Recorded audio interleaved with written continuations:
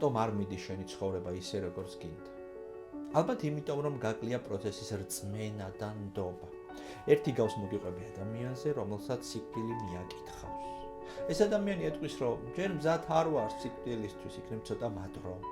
სიკვდილი აჩვენებს სიას, აი, ჩემ სიაში შენ პირველი წერი. აქ დათანხმდება კაცი.